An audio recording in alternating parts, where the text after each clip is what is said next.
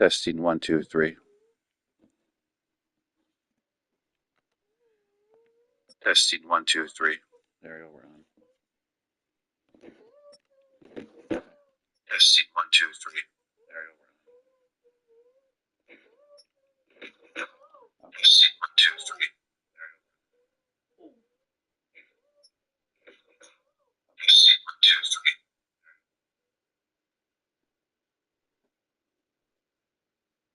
Okay, I'm gonna go live now.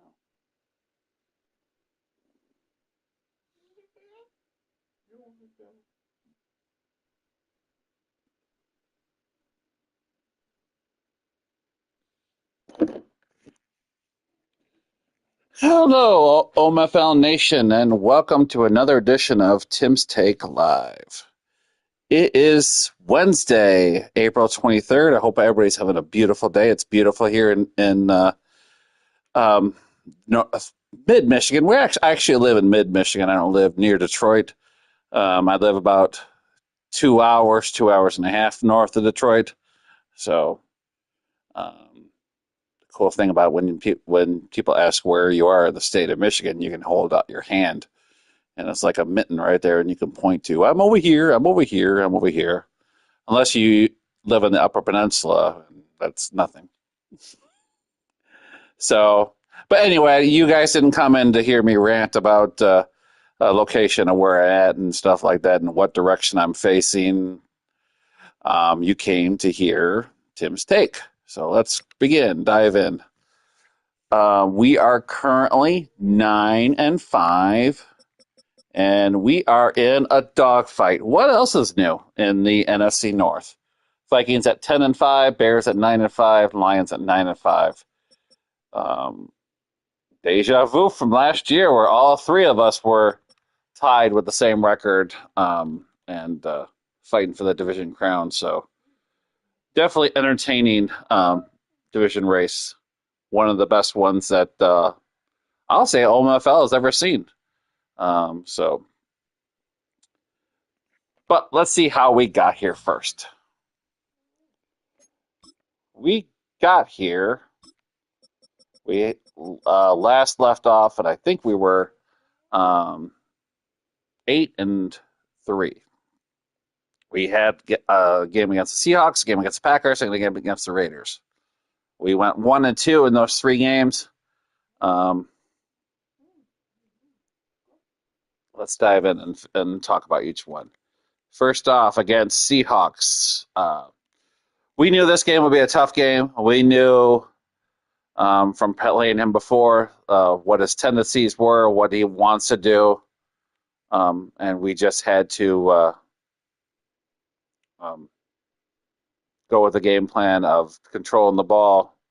I wanted to control the ball. I wanted to contain his running game, and I wanted to limit turnovers. So some of those I did, some of those I didn't. 313 yards offense for the Lions, 265 for the Seahawks, 145 rushing to 57. We stopped his run. Kenneth Walker is one of the better running backs in the league. When Mika has it on, he did not have it on. We were able to run the ball and be effective. And honestly, we probably should have ran more. But what we didn't do was we didn't pass the ball well, which is not a norm for us. 208 yards of passing for the Seahawks, 168 for the Lions, 16 first down to 3. Here's where things got out of hand for us. 4 turnovers compared to 1. So we turned over the ball way too many times. And time possession of 20 minutes to 15. Definitely early on in this game, there were several times that this game could have been swung in our favor, and it just never worked out. We turned over the ball a lot in the first half. There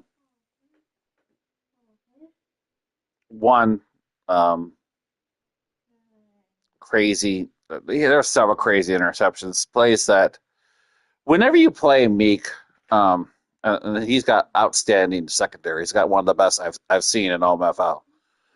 Whenever you play him, I feel that you have windows that are normally open, plays that look open on majority of the league are not against Meek.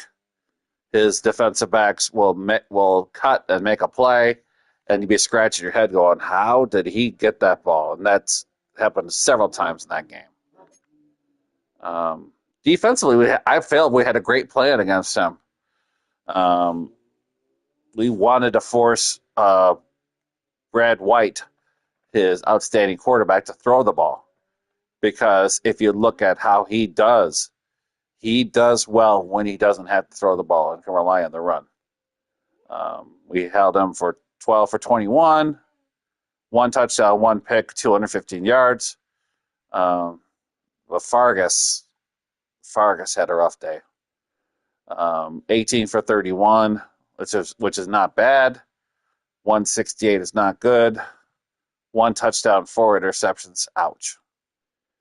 That's what got us in that game. Gibbs, 11 carries for 114 and a touchdown. Gibbs looked like he was controlling that game. I love this number, 13 carries for Kenneth Walker for 54. We held him in check, and we did not let him defeat us. We probably should have kept that going. We probably should have leaned on Gibbs more instead. We had several drives where we could have scored, but we didn't. Duvernay caught 4 passes for 100 yards. Laporte, 6 catches for 76. St. Brown, 5 catches for 52. Jamo, 5 for 35. Jamo only got 35 yards receiving and a touchdown. So whenever you can hold Jamo to those numbers, that's you're doing an awesome job. There was a couple plays I wish I was kicking myself in that game. I wish I would have called different. One off the top of my head was it was the final seconds of the first half. We had the ball 4th and 2 from the 3, I believe. And I ran like a drag to the sideline. I was on the left hash mark, so I ran a drag to the right to get Jamo open and see if the speed will get him. It worked. The speed got it. He was wide open for a catch and dropped it. So when you're down 3-0 at that time in the first half and unable to score, if you get that touchdown, that changes everything completely. We put ourselves in position to win the game, being up 14-10, and he had the ball with 2 minutes left to go in the game. And we failed to play defense and he got a passing touchdown that ended up being the go-ahead score. We still had a chance to tie the game as we drove down late. And the play I thought was open to get inside the 20-yard line, ended up being picked off, and that sealed our fate. So a game I felt that we let it through our fingers, and we could have won that game. We should have won that game. But I think a lot of people that played Meek have felt the same way, that they had lost a game they should have won. That somehow Meek just does enough to win. And honestly, I feel like that's what the good players in the league do. They put themselves in position to win every game. And that's why they win. Now, will Meek Boy win in the playoffs? And history has shown that he disappears in the playoffs. So I welcome a rematch against him if we end up in the playoffs and play him. And as history has shown in this game, it will be a good one. It'll be a slugfest. We were able to put a lot of pressure on him on defensively, and we'll probably come up with the same playbook, play style against him. Now, a game I did not see turn the way it did was a game against Priest and the Packers. And the thing about Priest is when you play Priest, you think you can circle him and think that maybe this is the easy win, or this is a game where I can get back on track. I lost two close games against the Bears and the Seahawks. I surely can get a win right here and put myself back in the winning column. But if you don't take care of the ball, if you make more turnovers than Priest does, and if you don't play the game to put yourself in position to win, you're playing catch up against him. And we were out of that game. That game, the score doesn't do justice. That score only shows a 13-point game, but we were put away. It was a 27-7 game at the start of the fourth quarter. He earned that win big time. He had an outstanding gameplay, and we couldn't do anything to stop him. 364 yards of offense, the 301, 151 yards for Priest, the rushing to 44. We couldn't run the ball. We tried to pass 320 to 150, 14 first downs to 12, but the turnovers reared its ugly head, and it's been a curse lately. 6 turnovers compared to 3.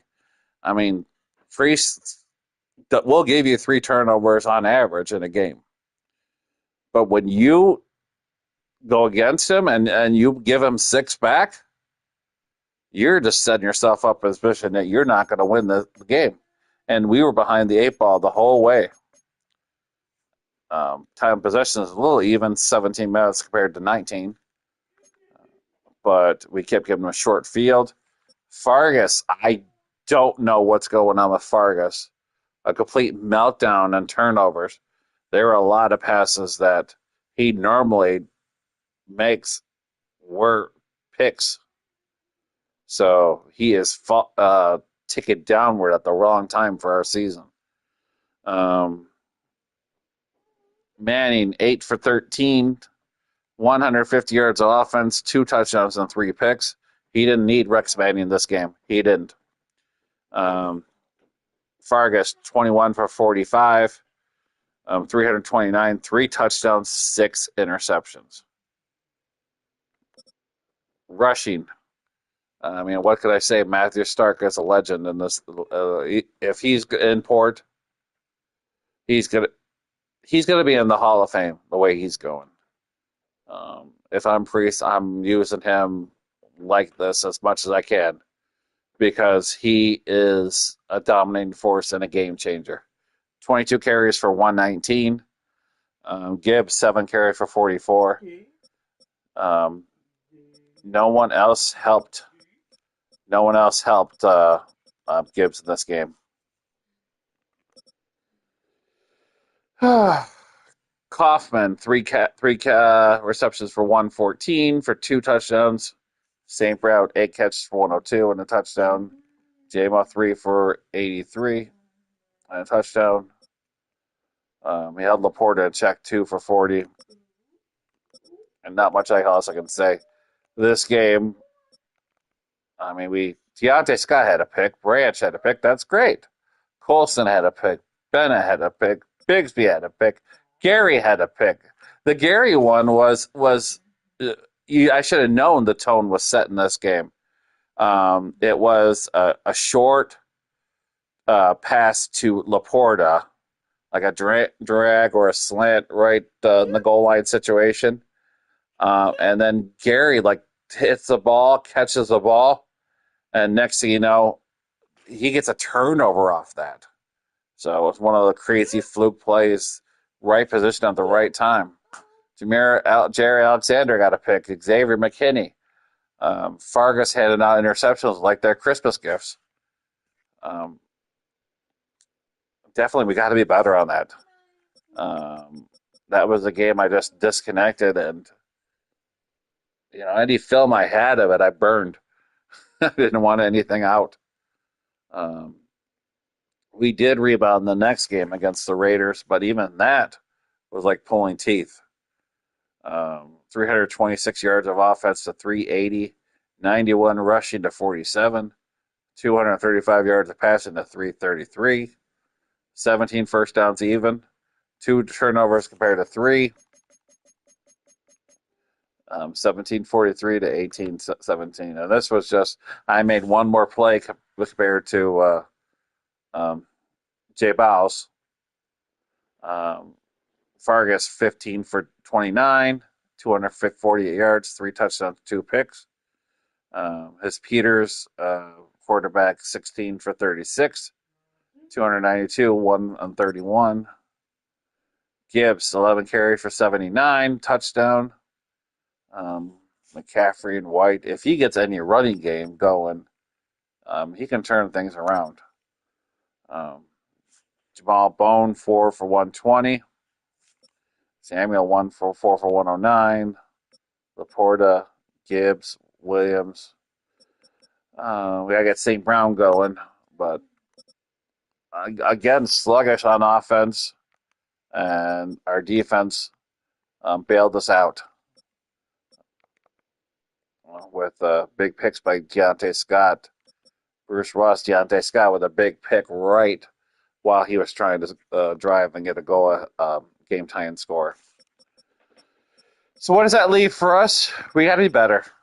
We gotta get back to the Lions that were in the winning streak here. Lions that were in the winning streak here. This game's been a season of streaks. We're due for a winning streak here, which would be great.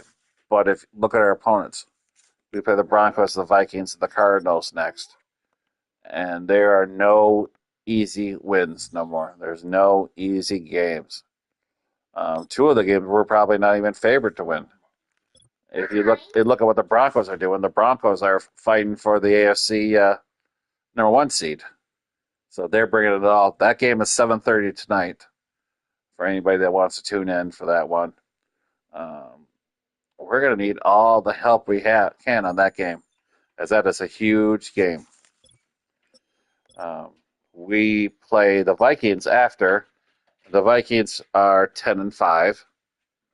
Now we did beat them the first time, so hopefully we get another time to repeat what we have. And after we play the Vikings, we got the 11-4 Cardinals, and the Cardinals are fighting for the AFC West title. There's a lot of stake, and if you look at how this goes outside of the Cowboys, positioning is still up in the air. And if we lose all three, we could find ourselves on the outside of the playoffs looking in. So we got our work cut out for us. We got a lot of big games coming up in a short period of time. That's pretty much all I got to say is enjoy, watch the games, and this will be interesting to see how we go down the wire.